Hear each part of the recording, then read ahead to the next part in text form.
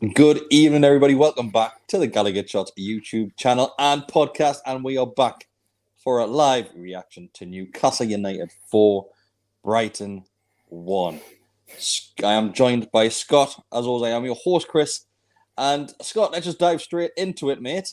I will safely say that everyone was a little bit nervous going into this game. But it's just another game that will come out the back of it and thinking, why were we bothered? I think nervous is an understatement. I think everyone was it's squeaky bum time for a good, since the Leeds result, really. I think everyone was kind of looking at this going, how are we going to get a result from Brighton, especially when they turn over Arsenal 3-0 just a few days ago, and you're just thinking it's going to be one of them that we're going to just lose it at the very, very last minute, and Dr. Newcastle's waiting in the waiting room, just ready to pounce because he's been on holiday all season. But no, we played quite well, didn't we? Dr. Newcastle has retired, mate. He is officially retired. He's passed his reins on to somebody else. Hopefully, Everton. Let's get them relegated. And let's just take over Europe, mate. Let's go through key moments of the game. Obviously, we're not going to go too long tonight because it is... What time is it, Scott, for you? It's nearly 11:30. There we go. It's nearly 11:30 for Scott. I've just came back in from the match. As you can tell, my throat is absolutely killing because the amount of noise that was coming out of me as one person in that ground tonight at St. James's Park was ridiculous. And obviously, I always get the pleasure to sit alongside Mark, and he was screaming in my lug for the majority of that one. Every decision, he was screaming his tits off. But Scott was unchanged at starting 11 for Eddie Howe. Were you shocked at that one? A little bit. I thought there might have been even just some rotation just because of the short turnaround between the games. And then obviously we've got the game on Monday as well. We talked about it on the preview. You know, we didn't think the Isak and Wilson combo would have been the right fit for this game. It just goes to prove, you know, why we're not in the dugout and why we're on YouTube commenting ourselves and you know, we're not doing this professionally. But yeah, I was very surprised. Obviously, the bench was a bit of a mix-up. I think the young lad Lewis Miley got a call up to the bench, which we were expecting given the news earlier this week. But yeah, it's unchanged and actually unchanged for a good 87 minutes as well throughout the game, apart from Joe Willock, unfortunately. Yeah, Joe Willock picks an injury, but we'll touch on that in a bit. Scott, I just want to say inside the ground, I'm not sure how well it came across on TV, but the atmosphere in St. James's Park tonight, it was loud. Obviously, War Flag's done another fantastic display in the Gallowgate end, and it was loud. I'm guessing by your reaction, it didn't pick that up on TV. No, really? If anything, it sounded absolutely silent on the TV. Really?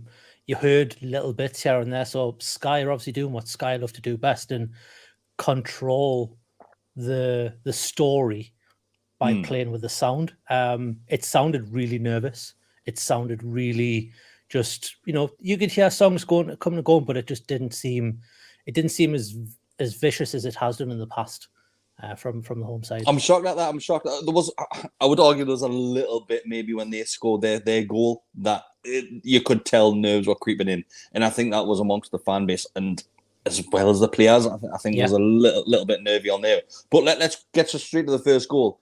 In fact, no. Before we get the first goal, Newcastle dominated that. They dominated that first half. It was men against boys, and that similar to what we saw last night, Man City v Real Madrid. Brighton could not get near the ball in that first half, and the first goal comes from a Kieran Trippier corner. So he knocks that in, and it's a strange one because the player not the player on the front post, but the one alongside him obviously just jumps. It's a late jump and just knocks off the top of his head and in the back of the net.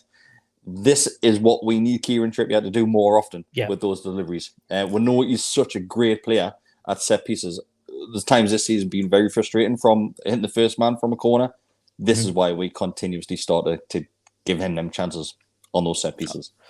Absolutely. I mean, you know, we've been saying for a good few weeks that Trippier's not been the same with his set piece delivery since the World Cup. On the whole, our set pieces have been quite poor. Tonight's more than made up for that, really. That first corner coming in, I think it's either Wilson or Isak, I'm not sure who it was, is having a bit of a tussle with is it Udav who puts it in beforehand, and I think Chris Horton at the end of the game said he thought there was a bit of an impedance, but referee didn't see it, but referee didn't see much tonight. It just glances off the top of his head and it's going in. I think, it's one of those balls from Trippier where anybody gets a touch on it, doesn't matter who it is, it's going in the back of the net, because it's almost as well as if no one touches it, it's probably going in the bottom corner from Trippier. It's curling in. It's definitely curling in. It was jumping straight into the second goal, and obviously, like I said to everybody, if you feel as if we're firing through this, it's because this is just a quick one for you tonight. We felt as if obviously with such an important win, we'll have to do something tonight for everybody. So second goal, it's Dan Burn. Dan Burn's finally got his goal scored by using his head. It's about time, because Dan Burns had plenty of chances to put the ball in the back of the net using his head. Obviously, he scored the game in the cup, which was a wild, un-Dan Burn-esque dribble inside the box. But this one, it's just a cushioned header, mate, and it's perfect, absolutely perfect. I've only just quickly seen the highlights, but from what I could see in the ground there, it's like I've just said it twice, but once again, I'm going to say it again: perfection from Dan Burn. No, it is. I mean, again, it's a change in delivery from Trippier. Instead of going to the front post, he lofts it to the back post, and Dan Burn's there just waiting to. I mean, I don't even want to say pounce, because he doesn't even pounce on it. He's just in the right place at the right time, and like I say, he just needs to get his head on it. He doesn't need any power or anything, because the delivery generates everything that he needs. And like you said, he cushions it into the goal, and it's 2-0 up right before half time, and you're in dreamland. But like even before that goal, Brighton were trying to play their game, and we just were not letting them. We did to Brighton today what Villa did to us a few weeks ago. We took their game to them, and we proved that we are the better team at doing that when that's how Brighton like to play. So it was nice to see. But yeah, happy for Dan Burn to get the goal. Obviously, he's tore up off the pitch, sliding in the corner as well, which is always nice to see. I'm sure the groundsmen are going to love him. Were you shocked to see him celebrate like that against his former club? I don't think he even remembered. I think it's his first Premier League goal for his boyhood club. I don't think that would have even went through his mind until afterwards. So I wasn't surprised. I didn't even think about it, to be honest, at the first when I first seen it. I totally forgot that it is his old club. But no, I think. Do you know what it is? Just I absolutely love it as well. Was. I love it when a player celebrates against the previous club, because you're not their player anymore. It's fine, man. Just score. You just scored. Like you said, Dan Burn scored. He's going to be buzzing. Absolutely buzzing when they hit the back of the net. Absolutely. The only time I would get it is if it was the other way around. If he played for us and he's a Newcastle fan and then he scores against us, that's when you'd be like, okay, you probably would mute your celebrations. But still, I mean, you've got to show to your new fans, like, I'm with you now. I'm playing for your team. So absolutely. I totally agree there. There's a comment in there from Franco saying Burn was being the peacemaker all over the shop tonight. Yeah, obviously, in the ground, I didn't notice that. So I'm assuming by that comment. Well, there was a lot of scuffles going on throughout, more so in the second half. So was Dan Burn basically just separating everybody like a bouncer? Pretty much, yeah. So I think Joe Linton and Calcedo had a few words throughout the game, and it was Dan Burn which actually led up to the second goal. Sorry, because Calcedo should have been marking Joe Linton. They had a bit of a tussle in the box. Dan Burn sent Joe Linton away and was like, right, you're marking me now. And Calcedo looked to be 3 foot tall, stood next to Dan Burn, so there's no chance. Wouldn't we all? And there you go, and it worked. And then later on, Miggy with the I don't remember the name of the guy, but he's the younger. It's that Paraguayan, isn't it? Yeah. So Miggy goes down, and the Paraguayan sticks his arm out, and he catches him on the lip as he's standing up. And Miggy just doesn't like it, and then I think words are said in the native tongue, and it gets a bit heated. And again, it's down because it's on that side. Dan Burn, it's the first one, just pushing Miggy away. And I think he did the same with Bruno as well. When Bruno was getting pushed in the box already on a yellow, and Dan Burn was like, "Get out! We don't need you. Go and stand on the edge of the box because you're on a yellow card." And you could see him just manning it. So yeah, really good captain style kind of behavior from Dan Burn. I know there's a lot of kind of senior players in that squad, and there's a lot of players who have a voice, and it's nice that he can do that. And especially against, with a player like Bruno as well, you'd be thinking, well, he's the superstar. You don't talk to him. It just goes to show there's no egos in that squad, and anyone can say anything to anybody else. It's great from Dan Burn because we know how emotional Bruno can get as well. Yeah. Do you know what it is? He's got every right to be, because he, once again, it's another game where he's getting kicked all over the shop every single. And I think Bruno might have been the first player to get booked, if I remember right. Quite early on as well. It was like 20 minutes in.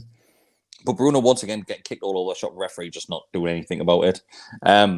So if we jump into the second half, Scott, I think everybody was under the impression that Brighton couldn't be any worse coming out.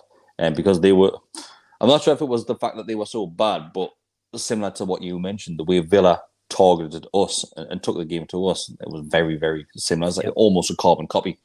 And Brighton, as we expected, they came out and obviously they performed a hell of a lot better for a certain period of that game. Obviously, they bring the game back to 2-1. And do you know what it is? I might be a bit harsh here. I've only seen the replay once.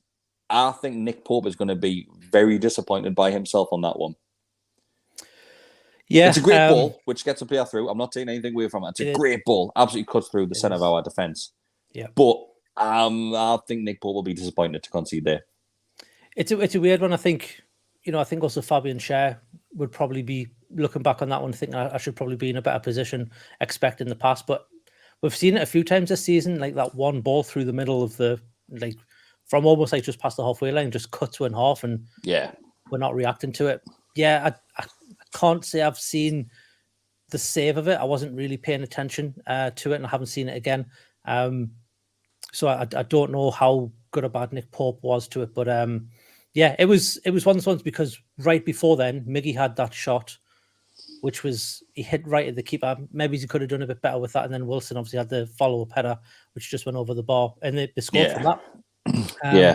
I think there's a couple of them chances in the game, Scott. There's a couple of chances where I'm thinking, it's going to turn into one of these games where we've had so many chances and we just can't score. I know obviously we're 2. Well, obviously it was 2-1. 2-0 before they scored, and obviously the chance had a couple of chances just before they grabbed the first, which you're thinking, put the game to bed, just do it. And we just couldn't do it. Then obviously they score, and it's at that point where you just felt a bit of tension in St. James's Park. And like I said earlier, I think it flowed onto the pitch as well, because the players, for a good 10-15 minutes, I would say, after they scored, we looked a little bit conservative. We looked to take our foot off the gas and think, let's just calm it down a little bit. And Brighton were just non-stop, just attacking and attacking. They also made 3 changes. I mean, they brought on McAllister, they brought on Enciso, who was that kid who was born in with Miggy, and I think Ferguson was the third one. So, and they're all like McAllister, wasn't it? Was it not McAllister? Sorry, McAllister, not Ferguson. McAllister and Ferguson. They brought those 3 on, and I think for a part of that second half, it did seem to me Brighton didn't want to play the ball forward because they were worried what we were going to do, and we'd stop pressing because we were worried that Brighton were going to play through it, and it kind of was like a bit standoffish for about 10 minutes at that point. You're right. Then, so where I sit Gallowgate Strawberry Corner, so just on the bend, and the obviously their defense are very comfortable on the ball, especially the keeper. The keeper just takes a lifetime, honestly, not a care in the world, that bloke. And the ball was coming back to him from goal kicks or whatever it may be, and he was just standing with the ball at his feet, thinking, "That's fine. Like I've got nothing to absolutely worry about." Yeah, I think we caught them once on it. Where I think there's 3 of our lads just pushing and obviously causing pressure and pylons on them now. But like you said, it was like a stalemate. It was like a game of chess where they were just the keeper and the 2 centre backs just thinking, right, we've got this. Then Callum Wilson was drifting off to the right to stop the pass to the left, but then nothing actually came from it. It was so strange, and they never changed it. Brighton played that all game, and I'm assuming they've done it all season. But it was that's how strange Brighton to like watch. to play. They like to encourage the press and then play through the team. Problem is they couldn't play through because we had the players in the right positions to stop the passes. High press. So it was they just didn't want to. They didn't seem to have a plan B, and that was, I think, their problem.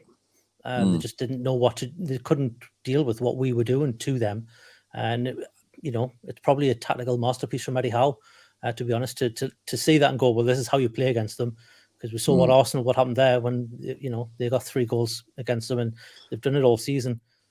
What I do want to highlight, obviously, there's an injury to Willock what comes at 2-1, I believe it is. I apologise if I'm wrong, but I'm sure it was 2-1 when that injury comes. 2-1. And you can tell straight away, he just stops mid-flow. He stops, he grabs his hamstring. Obviously, something's popped there. So that's probably him done for the rest of the season now. Elliot Anderson, I don't know if you've noticed, Willock also had tape on both knees.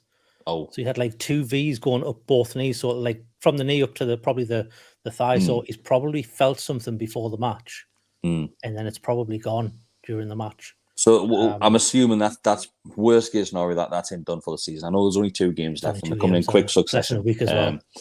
It worries me a little bit, like on the bones of what us with the likes of midfield as in regards to the centre midfield position. Elliot Anderson came on, and Elliot Anderson, the last few appearances, he's looked pretty lively. He wants to get the ball forward. He really does. Yeah. But just to jump to our 3rd goal, I think after that bit of a Barney argument that Miggy had, he changed. And it seemed like he had a point to prove at that point. And that goal, the 3rd goal, now our 3rd goal, it comes from Miggy.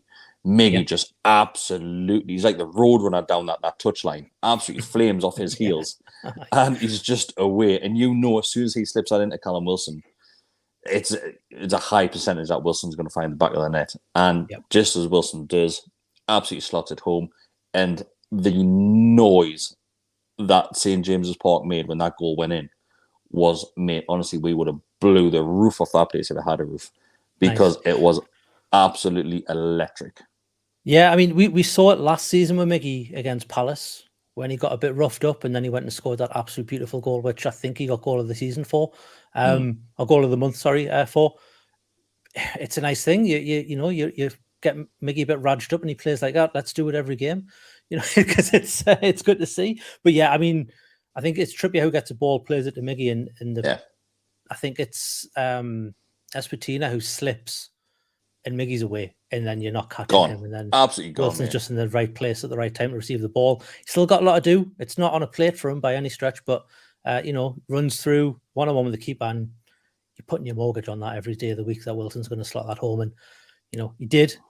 Makes it 3, and then I don't even think 1 minute. I think it's a 1 minute. Sky didn't even catch most of the 4th goal. Sorry, because they were still showing the replay.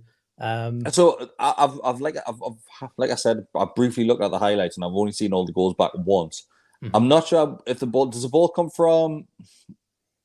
Is it Bruno to Wilson, then back to Bruno, or is it? I can't remember who it is. I can't remember when it cut back on the telly. Wilson had the ball. Right. Okay. So that's what the ball was going to Wilson, and he got it. So you didn't see much of it. I think it might have been Isak, possibly. Yeah, might have been Isak. But yeah, again. Oh yeah, no, sorry, it is. No, Isak gets it near the halfway line, and he plays Wilson through the middle of their defenders, kind of similar to their goal. Are you shocked that Wilson doesn't try and find the back of the net from that position? Or do you think in his head he's we're winning this if he scores? Wide. I think he's forced out a little bit wide, so maybe he hasn't got the angle. I will say the ball to Bruno isn't the best. It's bobbling, and it could have gone anywhere. It comes off his shin, but he tucks it home. And I think Sky pointed out at the end of it, I think he did every celebration that he's done over the, so he's got like 6 or 7 different celebrations. He did every single one. Bruno did. Bruno, yeah. So he did the fingers in the ears. He did the heart. He did the kiss in the badge, and then he did another heart. And yeah, they were just counting them, rattling them off. Honestly, like I think the work rate that Bruno put in tonight, and we've been saying for the last X amount of weeks that he's been struggling in games. He's looked tired in games. Once again, I think tonight he looked tired in certain times, but I think that's because he literally ran himself into the ground and he was getting kicked up a height all game. He absolutely deserved that goal tonight. He really did. After obviously the last few performances that he's had, his confidence levels are through the roof now. And there was a moment, I think it was when Callum Wilson scored the second, and Sky probably didn't even pick up on this. There was a moment where Joe Linton and Bruno are in the middle of the pitch, just ahead from the centre circle, on their knees, just hugging each other. It's absolutely ridiculous. I saw it from a nudge Martin. I said, "You seen these two?"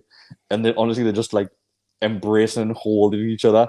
It was absolutely lush to see, because I honestly think at that moment when it's 3-1, they've went, we're this close. We are this close to Champions League football. I mean, I think at 2-0, you're probably thinking that's it, done and dusted. And then when Brighton bring that goal back, you're thinking, okay, no, we need to. We're not getting carried away. It's not done yet. We need to finish this off. So, I mean, I think it's relief. I think even the players would have probably thought going into this one, this is the hardest game out of the four, really. The last, the Leeds game and then these three. This is the hardest game. I mean, we don't know what Chelsea is going to turn up or, what manager is going to be there. So we'll see what happens on that game. It might not matter what Chelsea turn up, mate. And I personally think if it's all wrapped up on Monday night, that'll be the last we'll see of Bruno. I don't think they'll risk playing him at Chelsea, and they'll not risk, maybe there's a couple of players who are looking a bit leggy. That's one thing I wanted to pick up, though.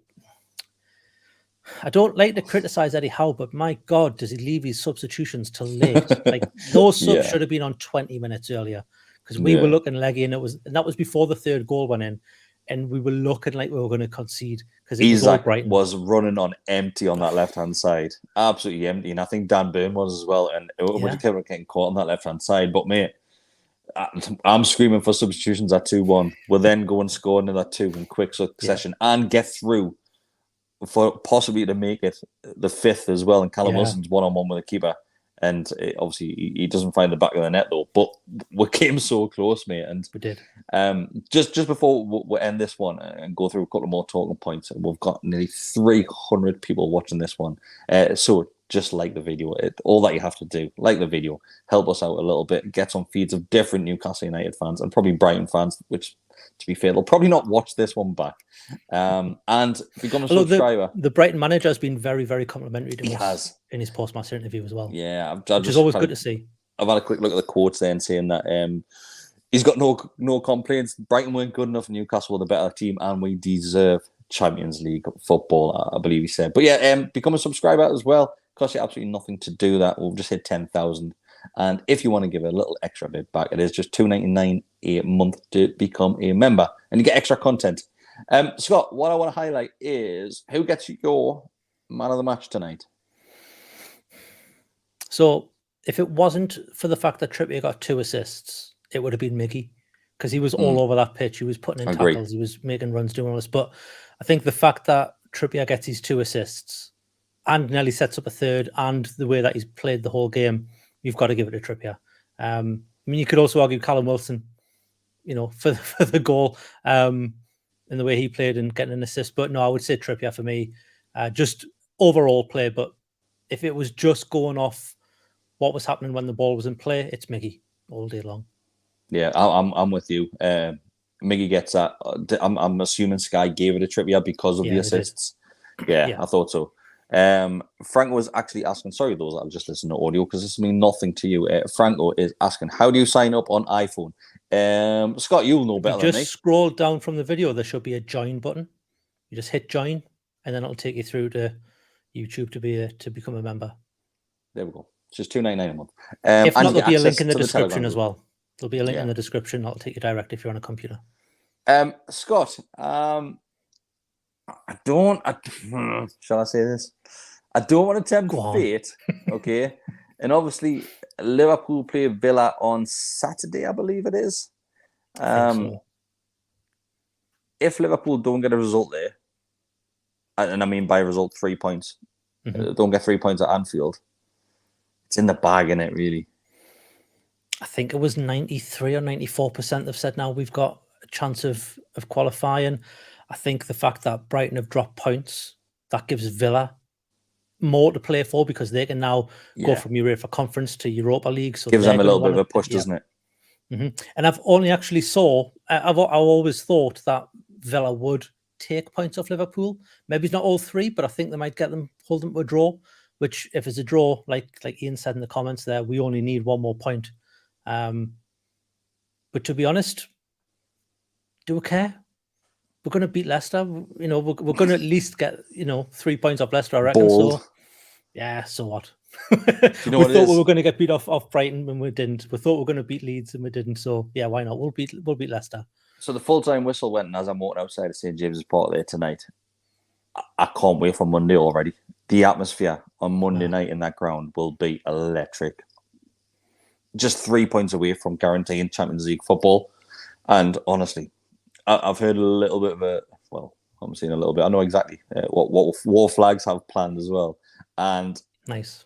honestly, tune in, be in the ground, because it's going to be absolutely outstanding once again from the lads and lasses. I'll be in Rhodes, so I'll be watching it from a bar somewhere. Probably a lot of San Miguel's down, so I'll be watching. Do they do San Miguel in Rhodes? I've no idea. I can't remember what they say.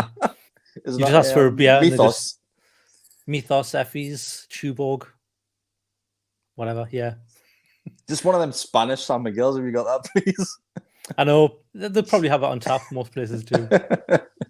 Scott, do you have anything to add before we end this one? No, I think the football spoke for itself. Really, I think we just needed to do something to get this off our chest, because it was such a good win. Because I wouldn't have been able to sleep tonight if I hadn't at least been able to talk about it, because I needed to process it and digest it myself. So it's good that we did this. It's been a pleasure.